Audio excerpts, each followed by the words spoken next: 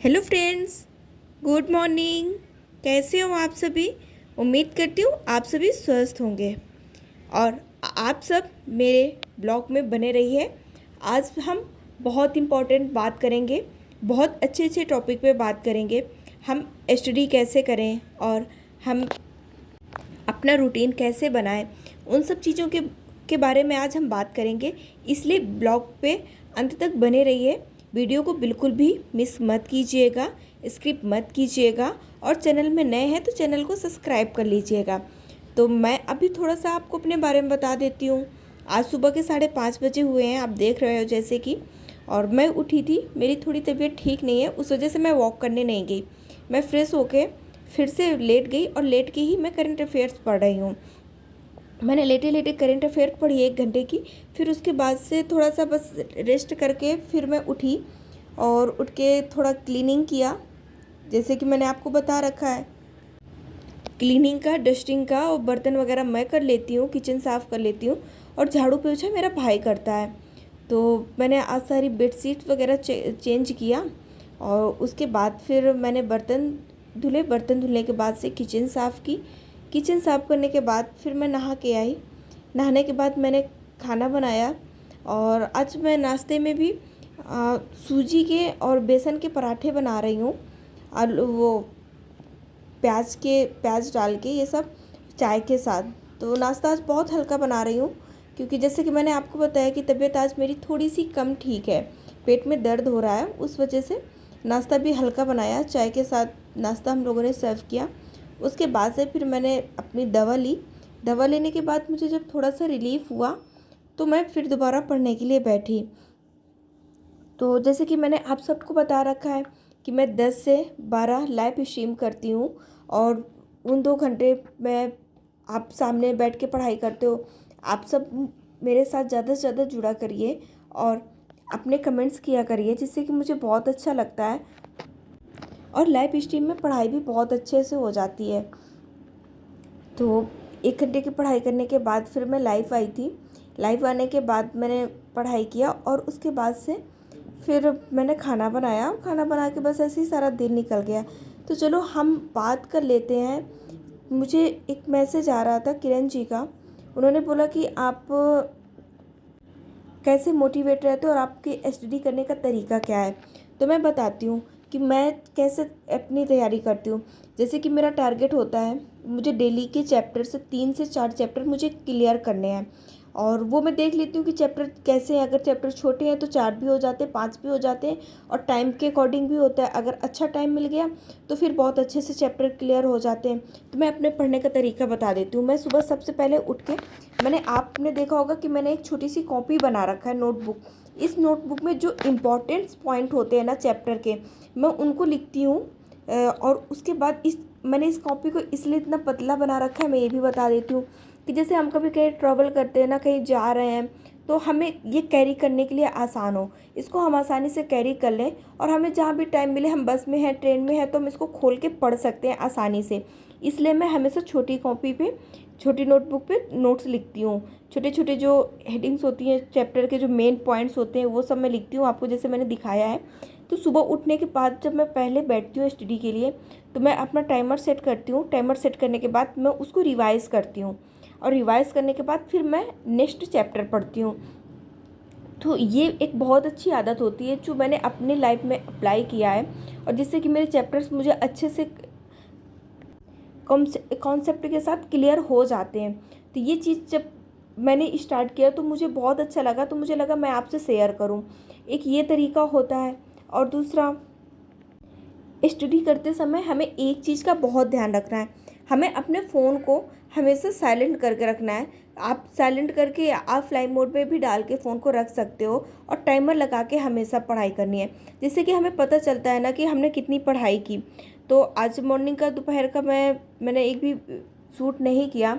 जैसे कि डेली आपको मैं दिखाती हूँ, खाना बनाया, मशीन लगाई, सारे काम हुए, उसके बाद 3 बजे सो जाना। तो अभी मैं फिर से वापस 4:30 बजे उठी। उसके बाद मैंने जो कपड़े वगैरह वॉश किए थे उनको डाले और उसके बाद से मैं 4:30 बजे फिर से लाइव क्लास ली। मैंने 2 घंटे की लाइव स्ट्रीम की। उसके बाद फिर अभी मैं पढ़ाई करने के लिए बैठी हूँ। जैसे कि मैंने आपको बताया कि मेरी तबीयत थोड़ी ठीक नहीं है, तो मैं वॉक के लिए आज इवनिंग में भी नहीं गई, और इवनिंग में भाई और हस्बैंड दोनों लोग चले गए मार्केट, तो मैं बची घर पे अकेली। तो अभी मैं अकेले क्या करती, तो थोड़ा सा मैंने रेस्ट भी किया, और रेस्ट करने के साथ साथ मैंने अपनी पढ़ाई भी किया। और एक चीज़ और मैं बता दूँ, जैसे कि आप मुझे देखते हो कि मैंने कोई क्लास कोचिंग वगैरह नहीं ले रखी है, सेल्फ स्टडी करती हूँ। तो सेल्फ स्टडी करने में कभी कभी क्या होता है ना कि हमारे कॉन्सेप्ट नहीं क्लियर हो पाते, हमारा चैप्टर नहीं क्लियर हो पाता है। तो हमें क्या करना है कि हम सबसे पहले अपने चैप्टर को पढ़ें, पूरे चैप्टर को पढ़ लें, उसके बाद से जो मेन पॉइंट है उनको भी याद कर लें।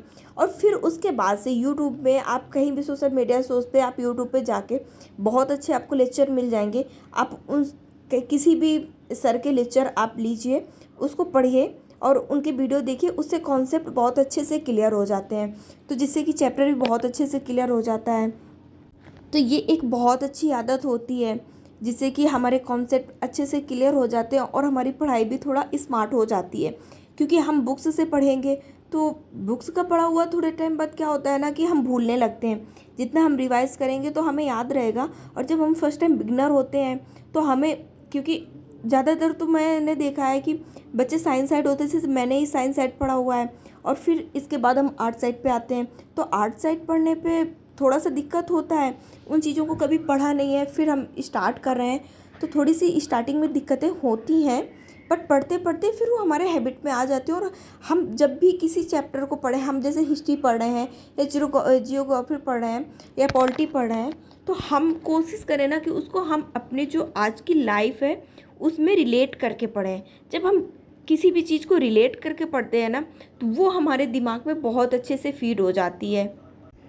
मेरा जो अपना पढ़ाई करने का तरीका है, तो मैं आपको बता दूं, मेरी जो चीज़ें होती है ना, जो भी सिलेबस का कोई भी चैप्टर है जिसके कॉन्सेप्ट होते हैं, तो मैं उनको क्या करती हूँ कि मैं अपने छोटी छोटी चीज़ों से ना लाइफ से रिलेट करती हूँ, और मैं उनको सॉर्ट करती हूँ। उसके बाद फिर मैं उसको याद करती हूँ। और जैसे कि मैंने आपको बताया था कि भाई और हस्बैंड बाहर गए हुए थे, तो ये लोग देखो 10 बजे आए, तो मैं इनसे काफ़ी गुस्सा भी थी, क्योंकि ये लोग वही लगभग 6:30 बजे चले गए थे। जैसे ही मेरी लाइव क्लास ख़त्म हुई फिर ये निकल गए, उसके बाद ये आए 10 बजे। तो और मुझे बता के भी नहीं गए थे कि मैं कहाँ पे जा रहा हूँ। ये दोनों बोले चलो थोड़ा सा घूम के आते हैं, और ये निकल गए। तो मैं अकेले हो गई घर में। मैं इनसे थोड़ा गुस्सा भी थी, और मैंने खाना भी नहीं बनाया था, क्योंकि इनको मैंने फ़ोन किया, फ़ोन इन्होंने रिसीव नहीं किया, तो मुझे लगा शायद ये लोग बाहर से कुछ खा के ना आए। फिर मैंने चावल बना रखे थे, और मैंने फिर वही राइस फ्राई किया, और वही इनको मैंने खाने के लिए दिया।